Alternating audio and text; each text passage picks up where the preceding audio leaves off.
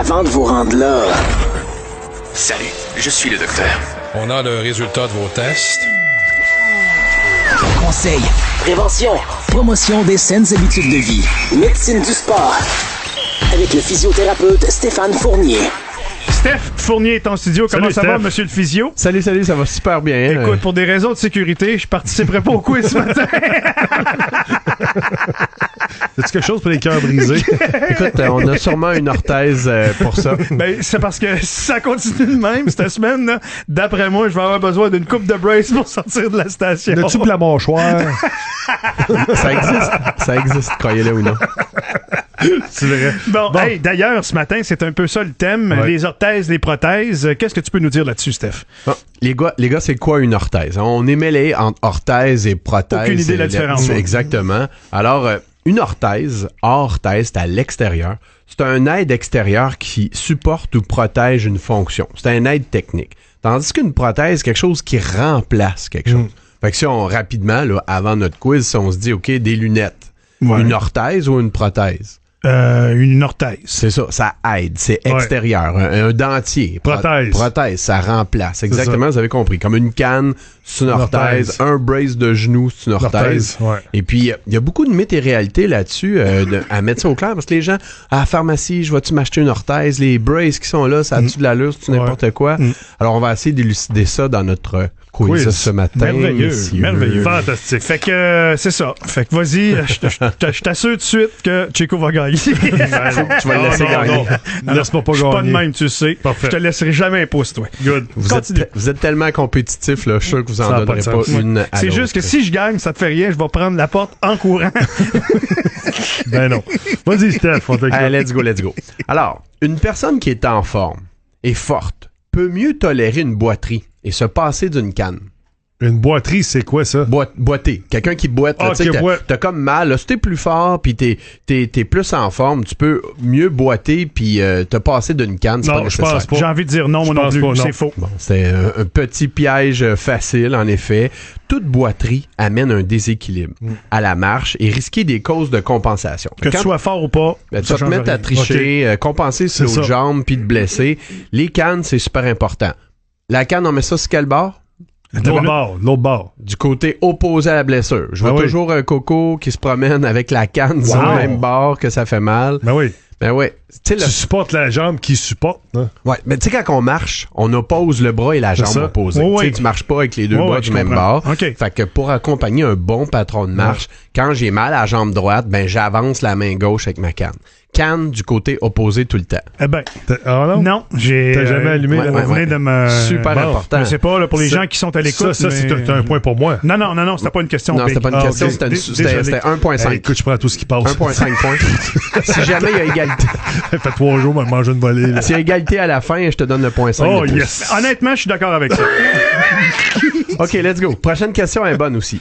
Porter une ceinture lombaire, un corset, tu sais, les fameux corsets lombaires, les grosses ceintures noires, là, à moyen terme, ça peut causer des faiblesses musculaires. Hey, moi, j'en porte une quand je m'entraîne, quand je cours. Je dirais non. Je dirais faux. Non, moi, je dirais oui. Je dirais que c'est vrai. Je dirais faux. C'est faux. En effet, même nous, les physios, on était surpris de voir un petit peu les résultats de ces études-là. On pensait que ça va rendre paresseux d'avoir un corset. Une bonne étude sérieuse a démontré que des travailleurs qui ont porté des ceintures lombaires pendant 5 ans n'ont pas présenté plus de faiblesse musculaire qu'un groupe témoin. Mais en fait, on voit ça dans notre pratique. Il ne faut pas se gêner d'avoir besoin d'aide. Tu vas faire du jardinage, tu vas faire de la pelle, tu vas faire poser de la tourbe, tu as mal au dos. C'est un bon outil facile à se procurer dans les centres d'orthèse là, pour un bon corset lombaire, ça fait la job. Prochaine question. L'orthèse de ligament croisé antérieur. Tu sais, le gros brace qu'on voit après une chirurgie de croisé, puis on en voit-tu au hockey, au football, de ces chirurgies-là. L'orthèse de ligament croisé antérieur est de moins en moins prescrite par les orthopédistes après une chirurgie de réparation. Ça, c'est pour marcher naturellement ou pour faire du sport? Les deux. Moi, je dis qu'il n'y en a pas tout de suite après l'entraînement, tout de suite après l'opération. Ta question, c'est de moins en moins L'orthèse de ligament croisé antérieur est de moins en moins prescrite par les orthos. J'ai envie de dire que c'est vrai. C'est vrai. C'est vrai. Ouais, c'est vrai. De plus en plus, les études démontrent que vont dans le sens d'une bonne réadaptation de la force, une bonne récupération de la proprioception, la vitesse de réaction. C'est au chirurgien de décider, par exemple. Parce que c'est lui qui est allé en dedans, c'est lui qui a vu l'ampleur des dommages. C'est à lui à caler la shot. Est-ce que ce patient-là devrait avoir une orthèse ou pas? À lui de la prescrire, mais on voit quand même une tendance chez les jeunes orthos de moins en moins la prescrire. OK. D'où l'importance d'une excellente physiothérapie après la chirurgie. Effectivement. Et à quel endroit? Bien sûr, chez Accès Physio. Et voilà. Ben, ouais, attends, on vient de scorer, là. J'aurais aimé ça que ça vienne de toi, Chico, par exemple. J'aurais aimé ça que ça vienne de toi. Faut payer, mesdames et messieurs. Vas-y, mon Steph. T'as payé la station, t'as pas payé Chico. C'est là que j'aimerais qu'il y ait la caméra live. Là, oui, pour le Facebook. Voir le non-verbal ici. Vas-y. OK, prochaine question, on va l'aimer. Les genouillères de compression, les petits braces élastiques là, qu'on achète à la pharmacie, par exemple, n'ont plus vraiment leur utilité. Tu sais, en néoprène. Non, c'est faux, ça. C'est faux. Les genouillères de compression n'ont plus vraiment leur utilité. C'est faux. Moi, je dis que c'est vrai. C'est faux. La compression a un effet définitivement positif sur l'amélioration de la proprioception, la capacité à contrôler les réactions posturales, etc. Alors, c'est aussi utile pour le contrôle de l'enflure, bien sûr, jusqu'à 25% plus de contrôle de posture grâce à une orthèse compressive. Fait que Chico, tantôt, on en parlait un petit peu en dehors. Fait que c'est vraiment encore très utile, des fois, de juste te donner un petit edge, un petit support pour t'aider à être plus en contrôle quand tu fais ton activité. Moi, c'est les grosses braces en métal. Tu vois des gens qui prennent n'importe quoi. Comment ils font pour utiliser ça? Non, mais qui se mettent ça là sans que ça soit fait pour eux. Ça soit pas justifié. Ça me dérange un peu. OK. À regarder avec votre orthésiste, votre physio et bien sûr votre spécialiste. Là. OK. OK, on continue. L'orthèse de tennis elbow. Hein, on voit beaucoup ça. Là, le tennis s'en vient là, avec le printemps, là, puis les golfer elbow aussi. Là. Fait que les braces, les genres de bracelets de compression qu'on voit chez les gens, c'est préférable au taping neuroproprioceptif qu'on a parlé la semaine passée, les tapes de couleur. Là.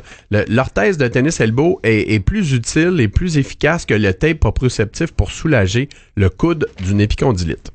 C'est faux. Moi, je pense que c'est vrai. C'est faux. C'est faux. Les nouvelles technologies de tape de couleur, là, je sais que les gens pensent beaucoup que c'est du tape à l'œil, ces tapes-là. Mais c'est bon.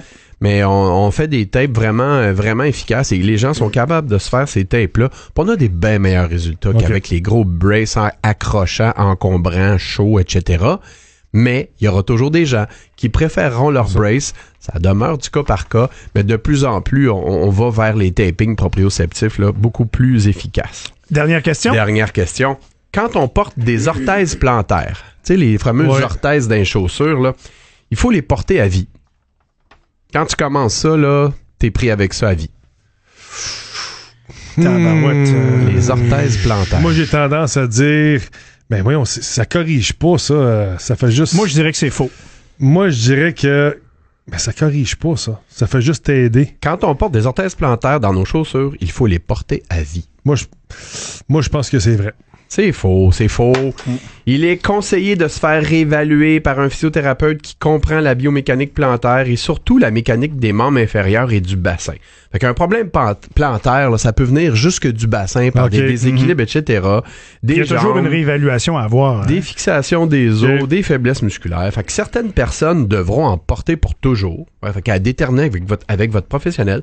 D'autres, très temporairement, suite à une blessure, une chirurgie, etc., ça peut aider à supporter. J'ai déjà eu ça temporairement. Et plein de gens ont ça pour rien. Plein de gens ont ça et aussitôt qu'on voit un pied un peu plat ou une fasciopathie plantaire, une tendinite d'Achille, on donne ça à tout le monde. Un instant, faut que ça soit bien évalué biomécaniquement par un physio qui est à l'aise avec ça. Ben écoute, Chico. Je te donne le point Bonnie. C'est encore 5 à 4. T'es tellement généreux, merci. Steph, merci beaucoup. Excellent, Steph. La semaine prochaine, retour du très populaire et dynamique, sympathique Dominique Labelle. OK. Parce que c'est la semaine de relâche et que je m'en vais au soleil. Il y en a qui sont bien. Il y en a qui travaillent de temps en temps, mais il y en a qui travaillent plus fort que d'autres. On n'a pas ce qu'on mérite dans la vie, on a ce qu'on négocie. C'est comme ça. Ben, il y en a un qui est à l'école ici. Dominique vous parle des problèmes de genoux. Fait que ça va être très populaire avec le retour des activités activités du printemps. Merci beaucoup, Steph. Merci, Plaisir, Steph. Bonnes vacances. Bye bye.